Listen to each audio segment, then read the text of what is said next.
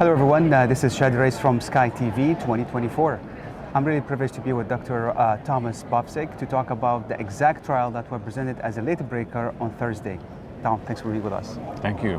So tell us about the idea of the trial or the hypothesis. Sure.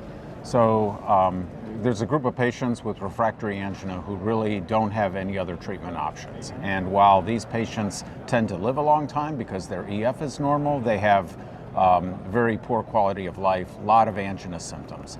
And there's no treatment for these patients, but one of the treatments that has been postulated in the past is to use VEGF or other growth factors to stimulate new blood vessel growth. Oh, interesting. We have a new vector that expresses multiple isoforms of VEGF, which in preclinical models has shown enhanced efficacy and safety.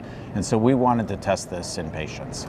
And this was a phase 1/2 study. What we're presenting here is the results of the phase 2 portion of the trial, which dosed 32 patients in an open label fashion. And showed, first of all, that the drug itself is extremely well tolerated. There were no serious adverse events associated with the drug. There were some issues. We gave it via surgical approach. Surgical delivery has its own morbidity associated with it, and we saw those types of expected complications. And then we explored what the outcomes were in terms of efficacy. And what I think is most compelling to us is that we saw improvement in a variety of endpoints. We saw improvement in total exercise duration.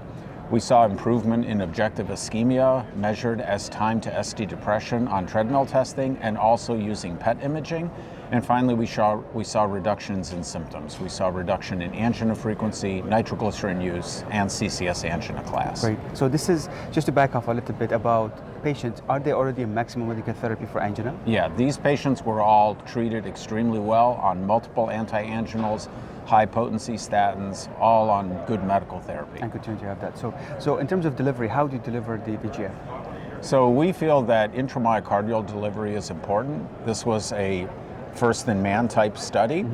So we wanted to make sure the product got to its intended target, so we opted for a surgical delivery. So this was done via mini thoracotomy, minimally invasive surgery, but nonetheless an invasive procedure. And these are injected epicardial or endocardial? Transepicardial. Transepicardial, And then how many total? Total of 15 injections. So now this is phase 2. Based on these findings, and congratulations for great findings, are you expanding the trial to include more patients? Yes.